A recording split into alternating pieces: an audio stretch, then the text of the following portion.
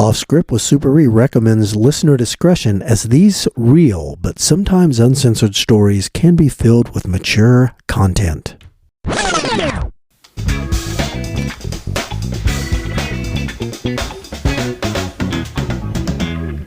Hello everyone, Jay here, back with another Off Script with Super E.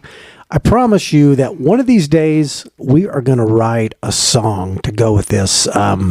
I don't know if we're going to call it the Ballad of Super E or what we're going to call it, but A-Train is quite the piano player, keyboard guy, so I'm hoping he writes something quick. Come on, Jay. Elton, you know, Elton A-Train, you got anything? Got anything going for this song? Huh? Yeah. All right. I'll get my feather bow out. Write a song. And your crazy glasses. Yes. All right. Sorry about that. I love Elton John, by the way. Without further ado, we better say hello to the star, Super E. Say something. How's it going? What you drinking there, Super E? Nothing. I'm drinking a Rip It Fuel. Oh. Rip it. Oh, okay. You still drink that stuff? No, I quit. Okay. It makes you too energetic and crazy. Yeah. You're too old for that, Super E. You know, you really easy, A-Train. you need to find a certain brand to start drinking so we can talk about that brand on our podcast, and maybe that brand there you go. will want to sponsor our podcast. I think we need a drink named after Super E. Either like Super E Juice or Super E Spunk. No. I think marketing better test that last one. Yeah. That's we're going to pass on that one. All right. So, hey, let's get right back to it. Super E, tell us a tale. Well, many years ago, the malls all had, back in the day, used department stores in them. You said malls, like shopping malls? Yeah, shopping malls. All right.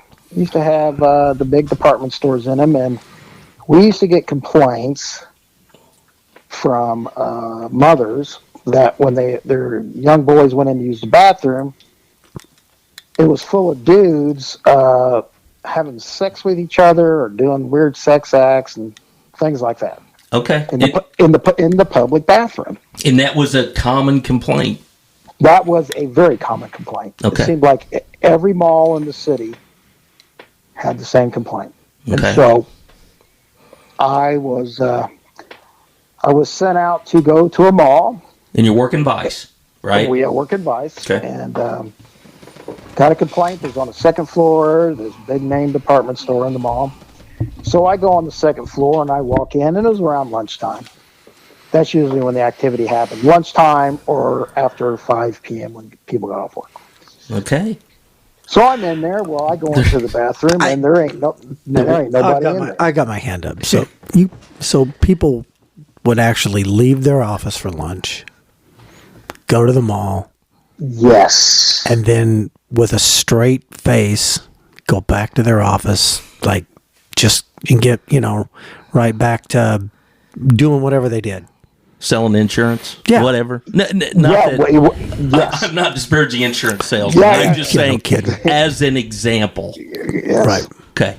Yes. Like I said, lunchtime, and you would get all guys in it. I'm talking married men, all religious priests. Mm-hmm. Had run-ins. What with about those, lawyers? Ministers, Lawyers, all kinds of them. There we go. And Your Honor, thanks for the lunch break. yes.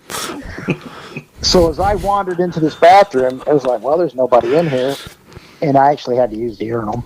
And so then I felt somebody was staring at me. Okay. And so I finished up, and I felt somebody staring at me, and right directly behind me were two stalls. Okay. And so I look, and I could see through the crack in the stall door, there was a guy sitting there, and he was looking at me through the crack, and he was feverishly satisfying himself like you see him, the monkeys in the zoo do. That's why he was looking at me. Okay. All right. And I was So, how many different terms? Wait a minute. We got 10 seconds on the clock. We got to come up with 5 terms for that.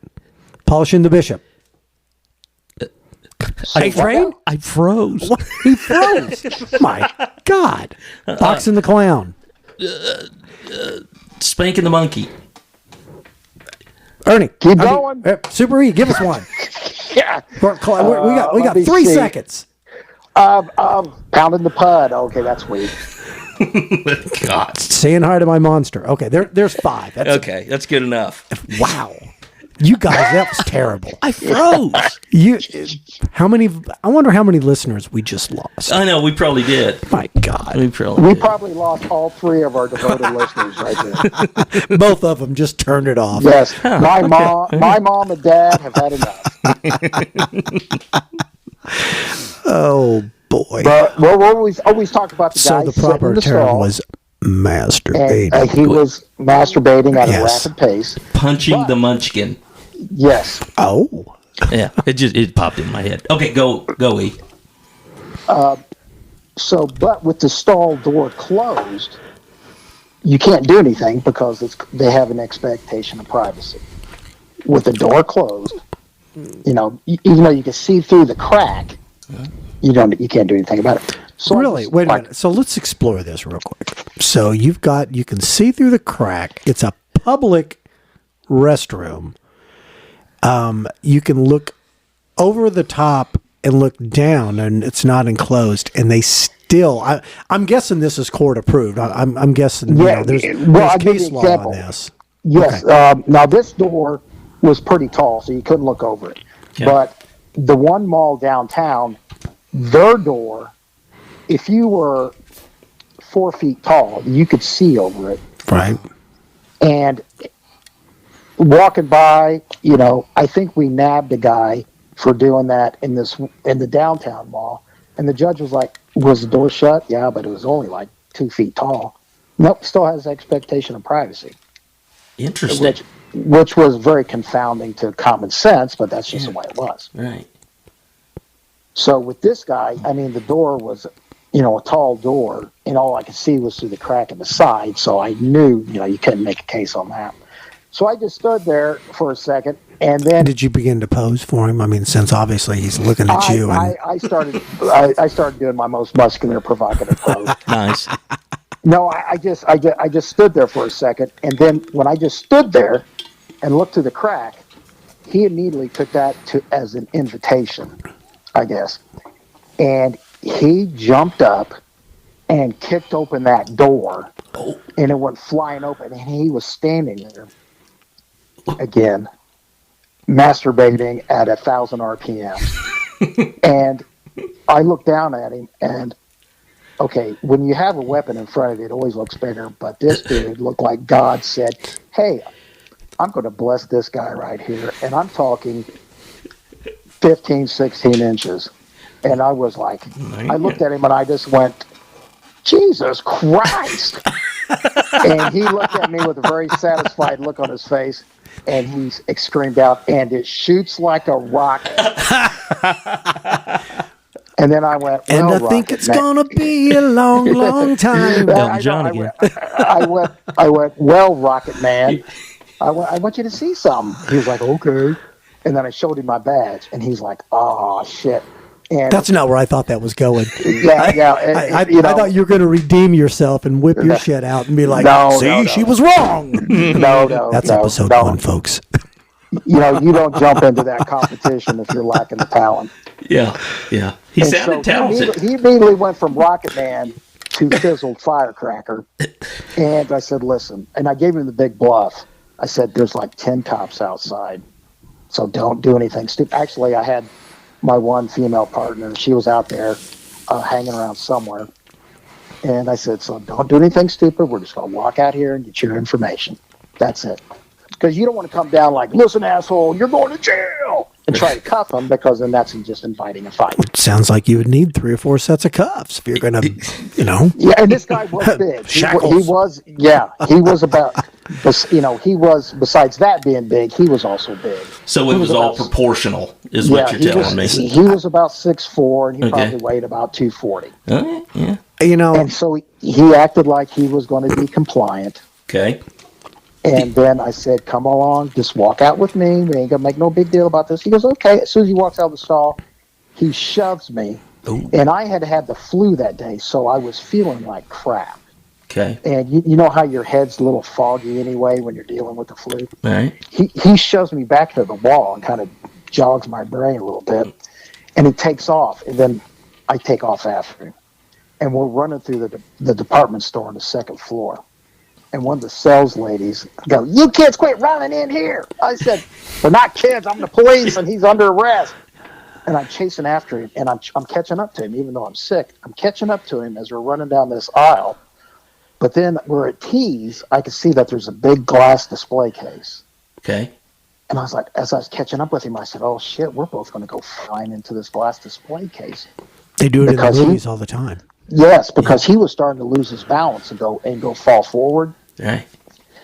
Out of nowhere comes a blur that hits this guy like a middle linebacker, like Ray Lewis. Wow. Hits him and flattens him to the ground. It was one of the stock boys that saw me chasing the guy through there and heard me say, "I'm the police, he's under arrest." When the woman said, "You kids quit running." And I looked at this guy, and he didn't have an athletic or muscle bone in his body. He was just some little dude, and he goes, "Officer, I saw that you needed help, so I thought I'd help you out." And I was like, "Man, I thank you so much," because I was able to get the guy, get cuffs on him, and take him out of there without any further, problem or violence or anything. And I was like, man, I was so appreciative of just a citizen helping me out. And you would never think that this guy could knock down a 6'4" dude, but he knocked him over like he was a feather. So go ahead. The stock boy took care of him. Stock boy took care of it. So this way, instead of us flying into the display case, he hit the dude and knocked him to the ground immediately. And I was able to put on the brakes on my Skechers tennis shoes and jump on the guy and get him under control and handcuffed. See, he immediately should have been given an application, and you're hired. Yeah. It should have just been that quick. Today he'd be sued. Yeah. Yeah. Yeah. And the thing is that this guy, he was like a maintenance man somewhere, and the business that he worked at, they were looking out for this guy. They said, "Hey, we're trying to help this guy. He's got issues." He'd been a problem to him in the past. Well, they were saying that I think he might have had some sort of mental issue or something. Okay. And so the company that he worked for, he was like a maintenance man. And so they worked with the prosecutor to get him help or something, whatever it was. Okay. Once it goes to the prosecutor, I had no more input on it. Wow. Sounds like they should have flown him out to L.A. and just had him start making movies. There you go, man. Right. Right. Good. Now you're talking about great. the stock boy, right? No. No, you're talking about the stock boy? Are you talking about the person under? About the suspect. Well, yeah. Didn't you say he was, Uncle Milty? Yes. Those yes, kind of movies. I understand what you're saying. Yeah. No, Yes. the stock boy, he got drafted into the NFL. Oh, I thought you were Yes. talking about making Die Hard 4 or something like that. No, I was talking about. Never mind. Yeah. Hey, I get it, Jay. Yeah. I get it. That's fantastic. So in this case, the public helped you with this arrest, Yes, which is unusual. Yes, because one time I had the same situation, but it was in a downtown. Guy ran out of a downtown business where the same problem was. And I was trying to get him cuffed, but trying not to hurt him. But when somebody doesn't want to go to jail, there's no Steven Seagal move that actually works on somebody. Yeah. Where you get their hands behind their back. And I was just requesting help from the public. I said, "Could somebody help me get this guy in handcuffs so I do not have to hurt him?" And 3 guys in military uniforms walked by me. I said, "Hey, can you guys help me?" They said, "No, we're not allowed to help you." Ouch.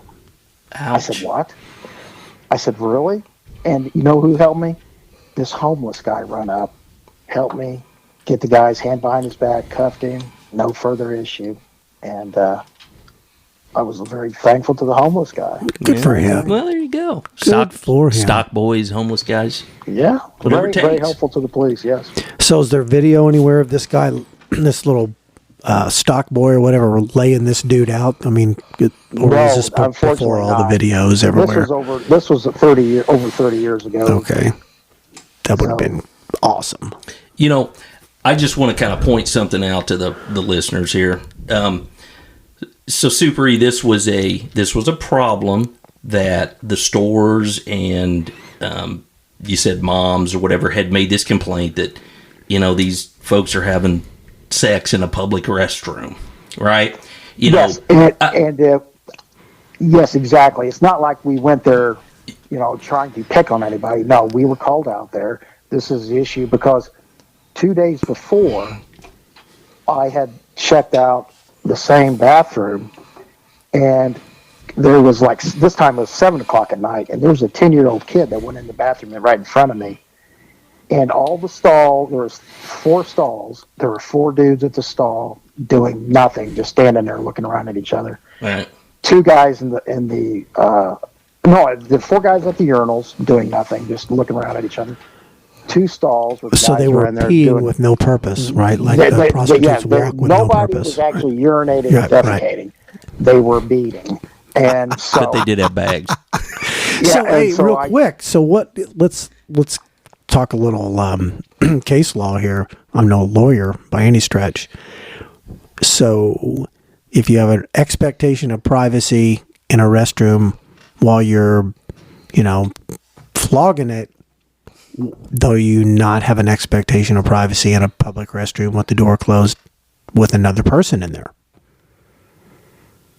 You know, that's a very good point. I never came across that with 2 people in there. Right. That never happened. But I would have to say that if there was 2 people having a sex act in there, right, and the door was closed, there would be an expectation. Right. Still creepy, still wrong, so it's still complainable. But so you were basically in there not to observe that and make an arrest. You were in there to try to get a prop so you could make the arrest to take care of the problem. Agreed? Yeah, basically what we're trying to do, if anybody was violating the public indecency laws, our job was to enforce them, make an arrest, to discourage that behavior when, you know, because families are there with their children, and moms were very concerned about their young boys going in there, and, you know, because the moms didn't want to just go marching in there to protect their kids. Right. Well, but I think Ernie kind of explained that. He did. Super. God darn it, Super E.